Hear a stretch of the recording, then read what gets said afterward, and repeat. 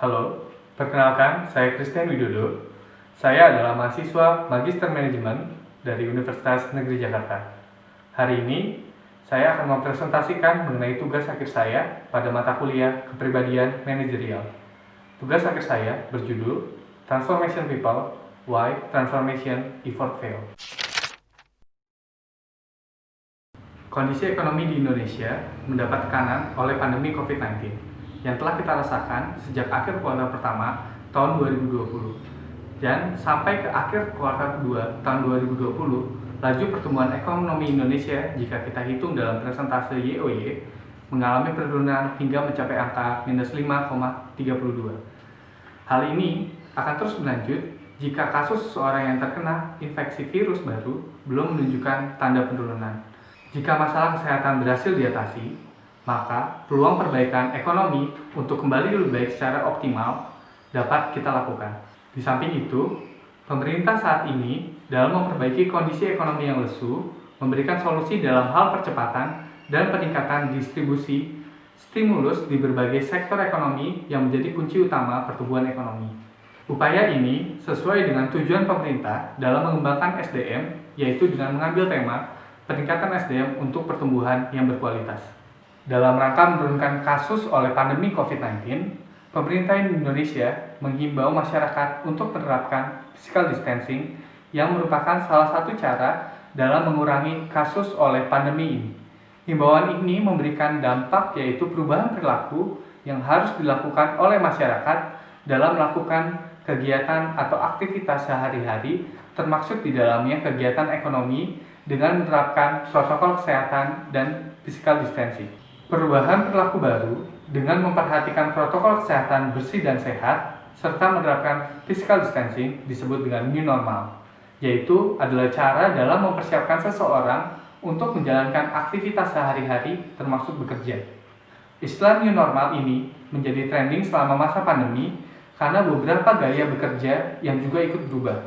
Work from home atau WFH, meeting online, pengerjaan administrasi secara online menjadi kunci SDM dalam melakukan perubahan gaya bekerja dan menjalani new normal dengan memperhatikan protokol kesehatan. Perubahan perilaku ini mendorong seseorang untuk bisa proaktif dan lebih kreatif dalam mereka bekerja dan beradaptasi dengan karakteristik generasi milenial yang tidak gagap teknologi. Persiapan oleh SDM atau people sangat penting sebelum melakukan implementasi new normal ini.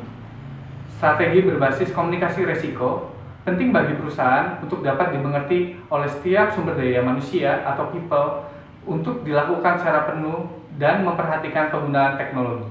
Jika karyawan itu gagal, maka dapat membuat karyawan menjadi stres dalam bekerja. Hal itu selain menjadikan seseorang stres dalam bekerja, juga menjadikan seseorang menjadi lelah dalam bekerja. Selain stres, juga seseorang dapat mengalami burnout karena pekerjaan atau bore-out, yaitu kebosanan bekerja dengan tidak diberinya tantangan kerja, sehingga merasa bosan dalam pekerjaannya. Pandemi ini memaksa karyawan untuk berubah gaya bekerja yang biasanya di kantor menjadi bekerja di rumah atau work from home. Di sisi lain, new normal ini menuntut perusahaan untuk dapat melakukan perubahan dan mempersiapkan SDM secara fisik dan mental dalam bertahan di masa pandemi ini. Berdasarkan latar belakang di atas, saya akan membahas bagaimana perusahaan melakukan upaya transformasi people agar tidak gagal di masa pandemi. Dalam melakukan transformasi, harus ada pemikiran ulang terkait strategi organisasi dan prosesnya, termasuk mempersiapkan konsep terkait perubahan itu sendiri. Menurut Tara Rukina, pengungkit atau penggerak dalam transformasi adalah hubungan di tempat kerja yang berkaitan dengan persamaan antara level jabatan maupun tim.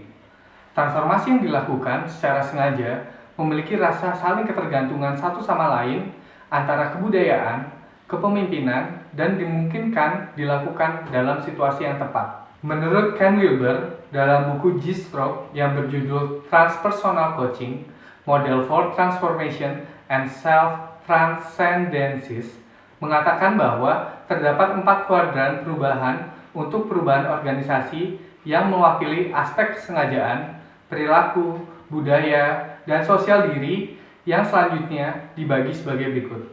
Kuadran pertama, menggambarkan aspek perubahan yang terjadi di dalam diri seseorang atau internal secara individu, bukan secara kolektif. Kuadran 2 merupakan aspek eksternal perubahan individu, yaitu perubahan di kuadran ini bisa berupa peningkatan skill teknis, interpersonal skill, soft skill, perilaku, pendekatan, gaya, maupun aspek fisik lainnya. Kuadran 3 yaitu berhubungan dengan aspek internal kolektif. Perubahan ini ditunjukkan oleh adanya perubahan budaya di perusahaan tersebut. Kuadran keempat yaitu berhubungan dengan aspek eksternal dari suatu kelompok atau organisasi. Rancangan organisasi yaitu ada struktur, distribusi power dan akuntabilitas maupun SOP, sistem HR, rekrutmen, development, performance management, workflow merupakan aspek-aspek yang ada di kuadran keempat. Sehingga transformasi khususnya tentang people atau sumber daya manusia menjadi perhatian utama karena SDM merupakan aset terpenting perusahaan yang harus mendapat perhatian pertama dan utama, juga menjadi motor penggerak utama bisnis dan dapat diimplementasikan melalui pekerjaan di suatu tim. Tanpa adanya SDM yang berkualitas, bisnis tidak akan dapat berjalan ke depan. Profesor John Kotter juga mengatakan, walaupun kita telah melakukan berbagai upaya dalam melakukan perubahan atau transformasi, mengapa upaya transformasi tetap gagal?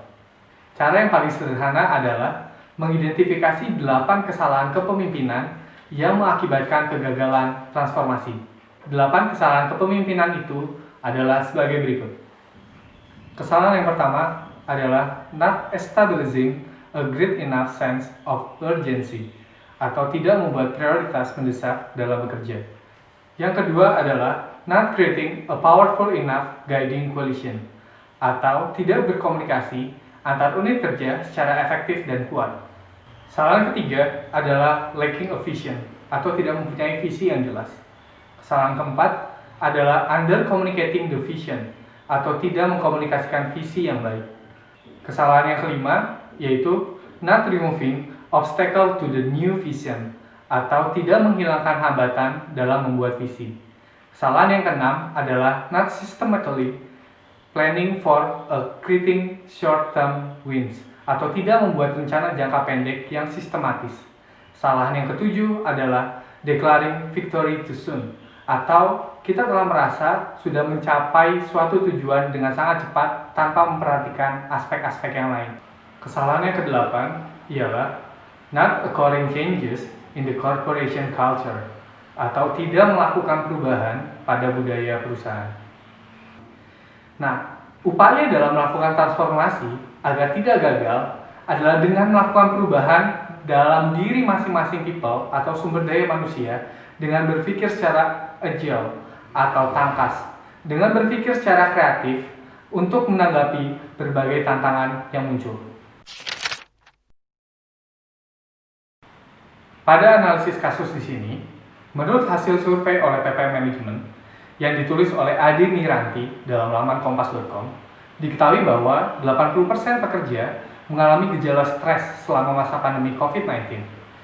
Membawa pekerjaan ke rumah dengan membagi peran tugas di rumah merupakan salah satu faktor yang menjadikan pekerja stres. Dalam laman Detik Health, Ayunda Septiani melakukan wawancara pada psikologis klinik dewasa Arundina Puspita Dewi yang menjelaskan beberapa ciri ketika seseorang mengalami stres, burnout, ataupun burnout saat WFH. Untuk mengatasi masalah ini, mengacu pada pernyataan Malhotra dan Hinnings yang mengatakan bahwa transformasi organisasi terjadi melalui proses yang berkelanjutan dan adanya perubahan. Perubahan ini dimulai dari perubahan mindset oleh masing-masing people atau sumber daya manusia, yang dimana menjadi agile mindset atau berpikir secara tangkas. Mempunyai agile mindset dapat mendukung seseorang untuk berubah dan mencapai terciptanya perubahan atau transformasi, dan memerlukan tantangan manajerial utama atau top management. Tantangan pandemi COVID-19 ini adalah saat yang tepat untuk top management atau pemimpin memperhatikan kesalahan yang dilakukan oleh pemimpin agar transformasi organisasi tidak menjadi gagal. Seperti yang disampaikan oleh Profesor John Kotter, mengatakan bahwa mengapa upaya transformasi gagal? adalah dengan mengidentifikasi ke-8 kesalahan pembimbingan yang mengakibatkan kegagalan transformasi. Penyelesaian masalah menurut saya perlu dilakukannya transformation people, yaitu dengan cara yang pertama, menjadikan iklim bekerja pada diri sendiri untuk perubahan, seperti membuat prioritas, membuat koalisi bekerja dengan rekan kerja yang solid, dan membuat visi untuk perubahan. Yang kedua adalah terlibat dalam update informasi di organisasi, yaitu seperti mengkomunikasikan keinginan diri, melakukan action, menemukan cara menyelesaikan pekerjaan yang cepat. Dan yang ketiga adalah menerapkan transformasi organisasi dari perusahaan seperti transformasi digital ataupun culture, sehingga penerapan itu menjadi suatu kebiasaan. Sekian presentasi dari saya. Terima kasih.